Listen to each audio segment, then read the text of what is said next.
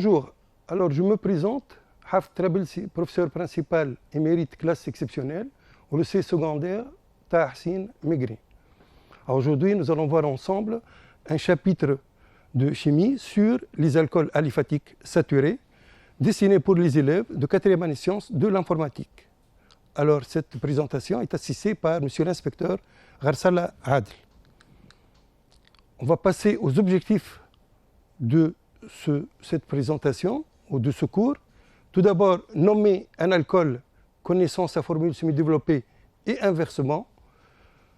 Deuxièmement, distinguer les 3 classes d'alcool. Ensuite, expliquer le principe de l'étho-test.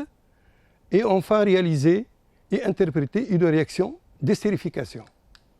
Alors, le plan que nous allons utiliser, tout d'abord, on va commencer par la définition des alcools, grand 2, structure, grand 3, nomenclature des alcools, grand 4, quelques propriétés physiques des alcools aliphatiques saturés, grand 5, classe et isomérie des alcools, grand 6, oxydation ménagère des alcools, et enfin, réaction d'estérification. Alors commençons tout d'abord par la définition d'un alcool. Un alcool est un composé organique oxygéné, c'est-à-dire il contient un atome d'oxygène, dont la molécule comporte un groupe hydroxyle OH lié à un atome de carbone appelé carbone fonctionnel, ne formant que des liaisons simples, et c'est pourquoi on appelle ces alcools des alcools saturés, avec les autres atomes de carbone et d'hydrogène. Formule générale, CROH, avec R est un radical alkyle. La formule brute générale, c'est NH2N plus 1, OH, ou c'est NH2N plus 2, O. Le groupe hydroxyle confère aux alcools des propriétés chimiques particulières qui définissent la fonction alcool. De ce fait, on le qualifie de groupe fonctionnel. On va prendre un exemple. Ici, donc, le CH3OH, voilà le carbone fonctionnel, il est en rouge. Ensuite, CH3, CH2, CH2OH, le carbone fonctionnel encore, il est en rouge. Le troisième alcool, CH3, CH2, CHOH, CH3, et vous avez ici le carbone fonctionnel, comme d'habitude, en rouge. Alors, je passe à la structure des alcools. La structure spatiale, on voit bien que l'alcool, donc, le carbone fonctionnel de cet alcool, alors, a une liaison, donc, avec l'oxygène de longueur de l'ordre de 1,43 angstrom. Par contre, la liaison OH, sa longueur, c'est de l'ordre de 0,96 angstrom. Les angles, donc COH, c'est 105 degrés. L'angle OCH, 109 degrés. Et vous voyez ici, le carbone fonctionnel est un atome tétragonal, c'est-à-dire il y a 4 liaisons simples. Grand 3, la nomenclature. Alors, le nom d'un alcool s'obtient suivant les étapes suivantes. Petit a, repérer la chaîne principale qui est la chaîne carbonée la plus longue contenant le carbone fonctionnel. Petit b, numéroter cette chaîne de telle manière que le carbone fonctionnel porte le plus petit numéro. Petit c, le nom de l'alcool s'obtient en remplaçant le E final de l'alkane correspondant à la chaîne principale par le suffixe ol. Ce suffixe est précédé du numéro de carbone fonctionnel. Enfin, indiquer s'il y a lieu le nom et la position des radicaux alkyles greffés sur la chaîne principale. Alors, je vous donne des exemples. Je commence par l'alcool grand A. Alors, c'est le CH3, CH2, CH2, CH2OH. Le carbone fonctionnel, il est en rouge. Alors, la chaîne la plus longue, elle contient 4 atomes de carbone. Ensuite, je vais numéroter à partir de ce carbone fonctionnel, 1, 2, 3, 4. Il y a une autre numérotation à partir du carbone de la gauche de la molécule 1, 2, 3, 4, mais nous devons donc suivre la règle de la nomenclature, c'est-à-dire numéroter le carbone fonctionnel par le numéro le plus petit, et comme ça le nom sera butane 1-ol. Alors pour l'alcool B, nous avons CH3, CHOH, CH, CH3, CH3. Alors le carbone fonctionnel, c'est ce carbone-là qui est lié au groupement OH. La chaîne la plus longue, elle contient 4 atomes de carbone. Donc j'enlève le E et je remplace par ol. Voilà, butane 2-ol, puisque le groupement OH est sur le carbone numéro 2. Et la ramification qui est le méthyle sur le carbone numéro 3, d'où le nom 3-méthylbutane 2-ol. L'alcool C, alors le CH3, CH2, CH, donc le carbone fonctionnel OH, C2H5, CH3. Alors là, il faut choisir la chaîne la plus longue. Faites attention, donc ici vous avez un radical alkyle constitué de 2 atomes de carbone et qui est donc lié à la chaîne. Donc vous avez ici un atome de carbone, 2, 3, 4, 5, 6. Ça, c'est la chaîne la plus longue. Alors, le carbone fonctionnel, c'est le carbone numéro 3 qui contient le groupement OH. Et c'est pourquoi nous avons hexane, donc 3-ol. Et le groupement méthyle sur le carbone numéro 4, d'où la nomenclature 4-méthyle-3-ol. Alors, quatrièmement, quelques propriétés physiques des monoalcools aliphatiques saturés. Bon, tout d'abord, les alcools aliphatiques saturés sont des liquides jusqu'à 12 carbones. Deuxièmement, les alcools sont très miscibles dans l'eau, jusqu'à 5 carbones. Les alcools sont des bons solvants organiques, mais certains sont toxiques, tels que le méthanol, peut provoquer la cécité. Alors, cinquièmement, classe et isomérie des alcools. Selon le nombre d'atomes d'hydrogène portés par le carbone fonctionnel ou le nombre des radicaux, on distingue 3 catégories ou 3 classes d'alcool. Alors, je commence par les 3 classes d'alcool. Les classes primaires, alors ce sont les alcools dont la formule générale est RCH2OH, le groupe R lié au carbone fonctionnel est soit un atome d'hydrogène, soit un radical alkyle. Les alcools secondaires, ce sont les alcools dont le carbone fonctionnel est lié à 2 radicaux alkyles, R1 et R2, et donc leur formule générale sera CH, R1, R2, OH. Enfin, les alcools tertiaires, ce sont des alcools dont le carbone fonctionnel est lié à 3 radicaux, R1, R2, R3 et le groupement OH. Deuxièmement, isomérie des alcools.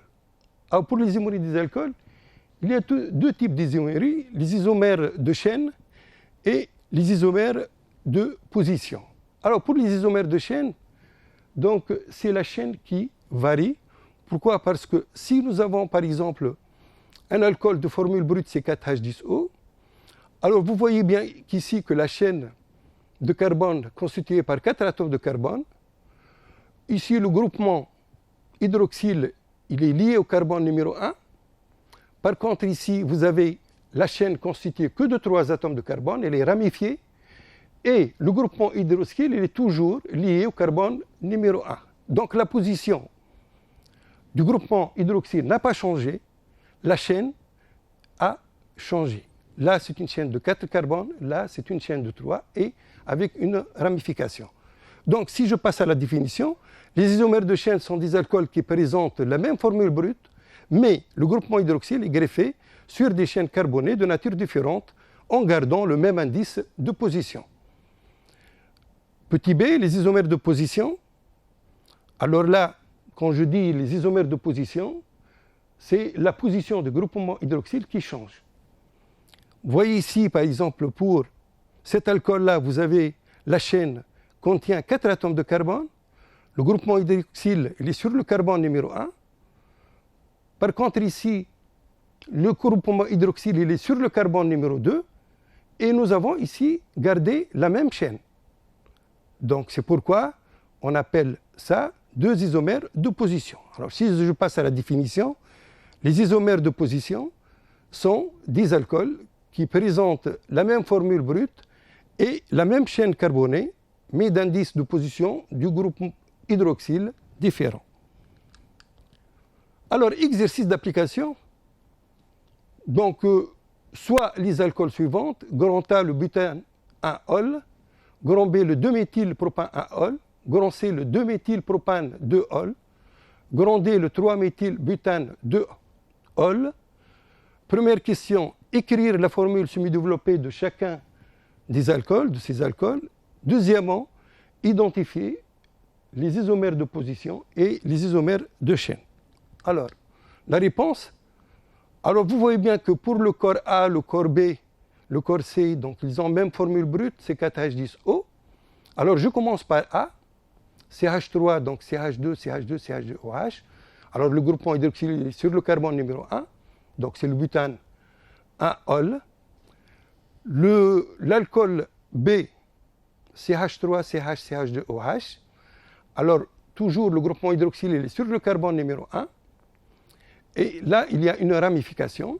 Donc, c'est le 2-méthyl propane 1-ol.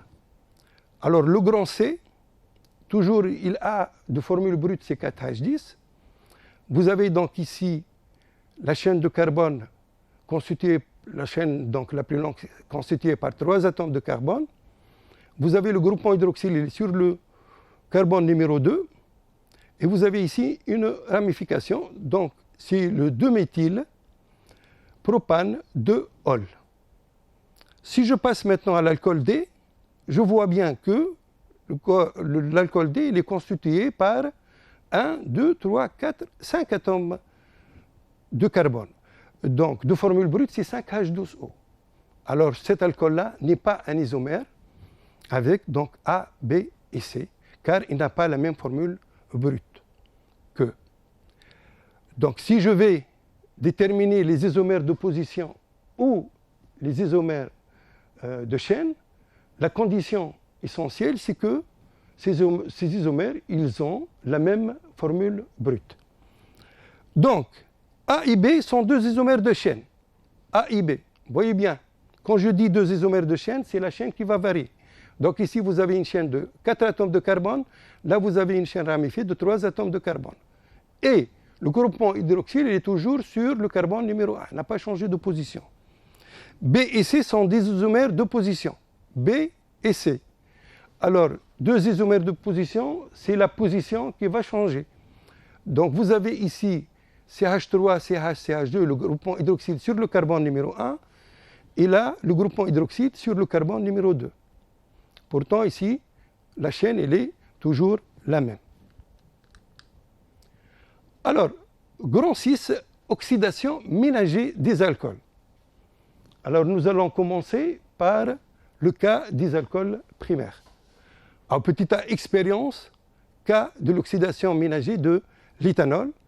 Alors, vous voyez bien, donc ici, la photo. Donc, nous allons chauffer modérément quelques millilitres d'éthanol dans un becher au moyen d'une plaque chauffante. Voilà la plaque chauffante. Au moment où l'ébullition du liquide commence à se produire, on va placer dans la vapeur d'éthanol une spirale de cuivre décapée et chauffée au rouge. Présenter aussi un papier imbibé de réactif de Schiff et un papier de pH humidifié. Alors, qu'est-ce que nous allons observer? Premièrement, nous allons remarquer la persistance de l'incandescence du fil de cuivre. Le réactif du Schiff rosit et le papier pH rougit. Alors, si je veux interpréter, donc, si le spirale en cuivre reste incandescente, c'est-à-dire qu'il se produit une réaction exothermique. C'est-à-dire il y a dégagement de la chaleur. Alors, le papier imbibé de réactif de Schiff rosit, il y a formation d'un nouveau corps qui renferme le groupe CHO.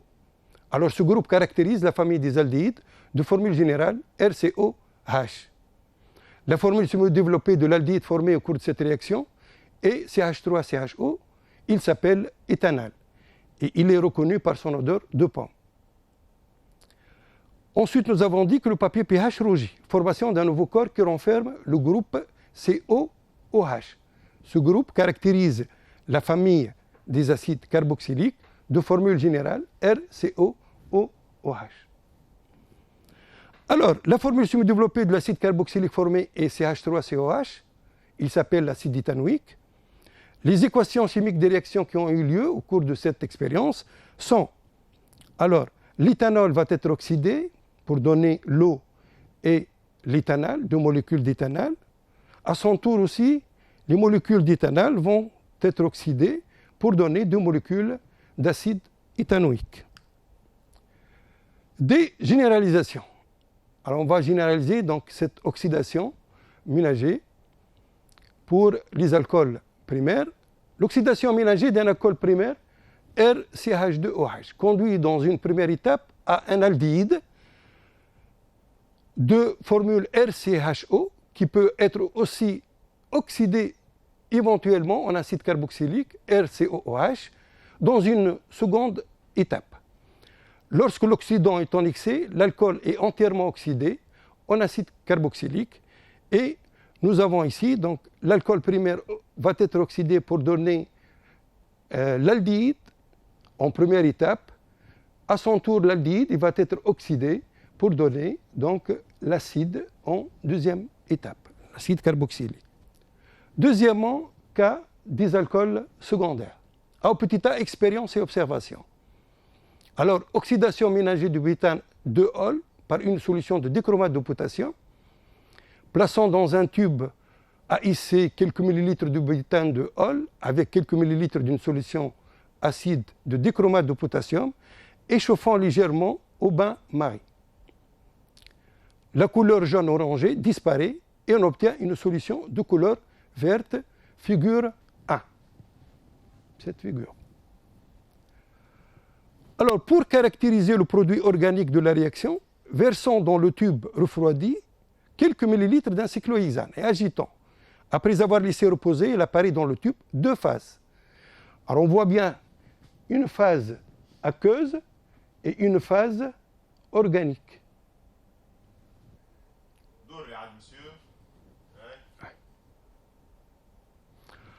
Alors, prélevons à l'aide d'une pipette un peu de la phase organique et réalisons deux tests avec le réactif de Schiff, puis avec une solution de dinitro 2,4-phénylhydrazine, le D1PH.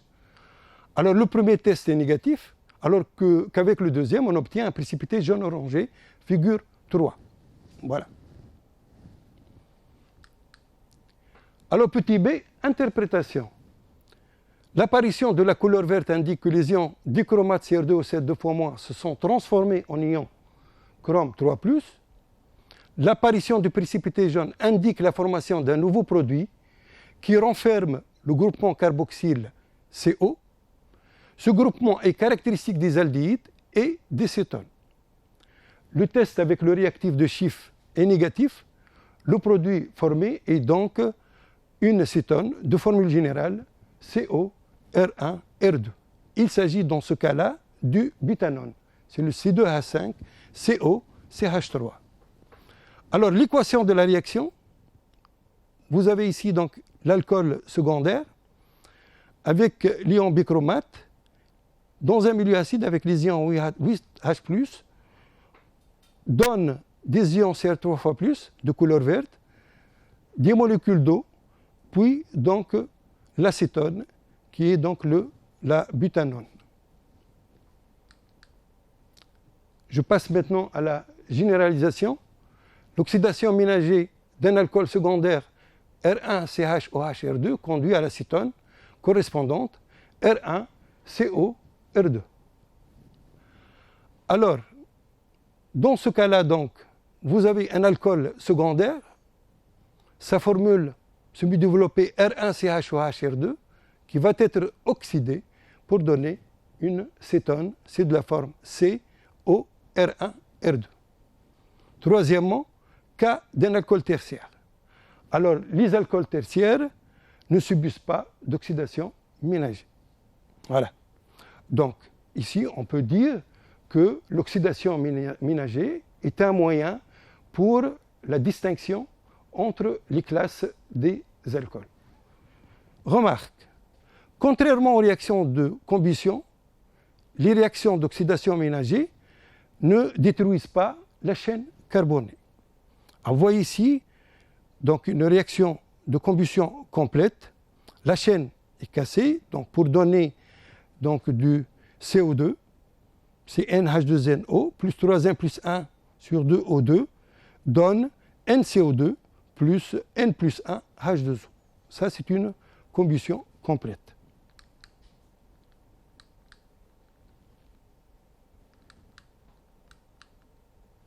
Grand 7, réaction d'estérification. Alors tout d'abord, je vais définir qu'est-ce qu'une réaction d'estérification. La réaction d'estérification est la réaction d'un alcool avec un acide carboxylique. Elle donne naissance à un ester et de l'eau. Alors, ROH, un alcool, plus acide carboxylique, on obtient l'eau plus R', COOR. Exemple, l'éthanol avec l'acide éthanoïque donne l'eau plus éthanoate d'éthyle. Je continue.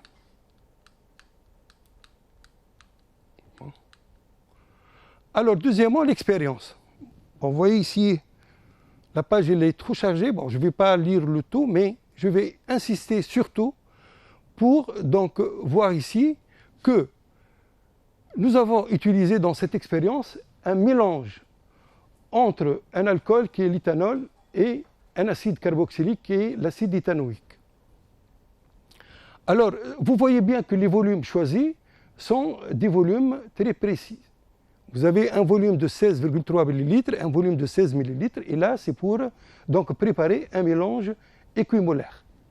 Alors, nous avons mélangé l'acide avec l'alcool en présence de quelques gouttes d'acide sulfurique concentré, et nous allons voir pourquoi cet acide sulfurique concentré.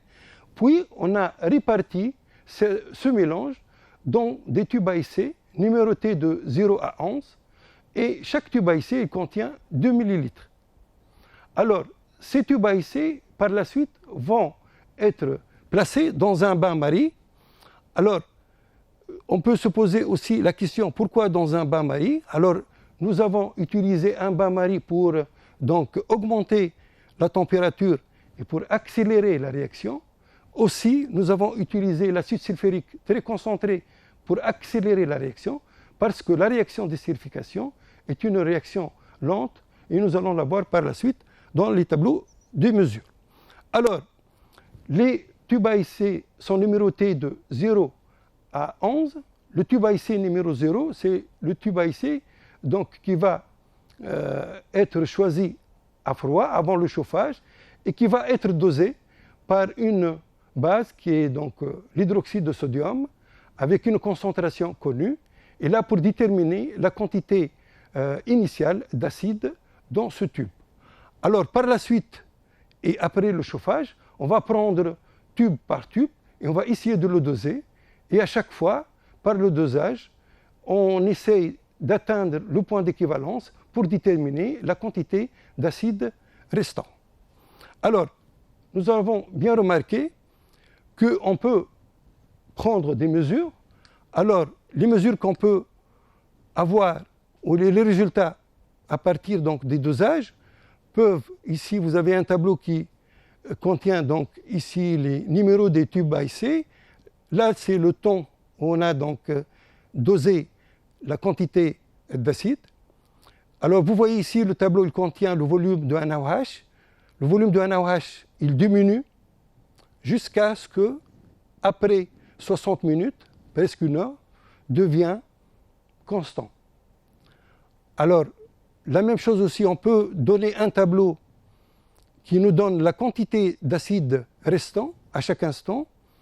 Vous avez ici les numéros des tubes, le temps et la quantité d'acide restant en millimoles. Et vous voyez bien que la quantité d'acide restant, elle diminue jusqu'après une heure, presque une heure, devient constante. La même chose aussi, on peut donner un tableau qui contient donc la quantité d'ester formé, et nous remarquons bien que la quantité d'ester augmente jusqu'à ce qu'elle atteigne une valeur constante après donc presque 1h10. Alors, une interprétation sur les caractéristiques de l'estérification.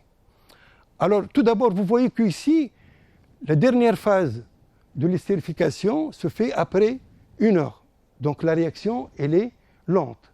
Et c'est pourquoi on a utilisé l'acide sulfurique concentré et on a aussi chauffé dans un bain-marie pour accélérer la réaction. Et malgré ça, c'est-à-dire, elle atteint sa phase finale qu'après 1 heure.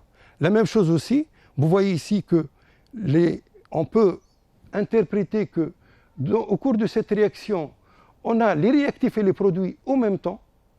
Donc ça aussi, ça va nous donner une interprétation. Alors, si je passe, je vais dire que cette réaction, elle est lente, elle est limitée, puisque nous trouvons les réactifs et les produits, et elle est athermique. Athermique, c'est-à-dire elle ne dégage pas de la chaleur, il n'y a pas d'absorption de chaleur, il n'y a pas de dégagement de chaleur, donc ni absorption, ni dégagement, donc elle est ni endothermique, ni exothermique, elle est athermique. Alors, généralisation, un alcool réagit avec un acide carboxylique suivant une réaction lente, limitée et athermique. Alors, l'alcool avec l'acide carboxylique va nous donner l'eau avec l'ester.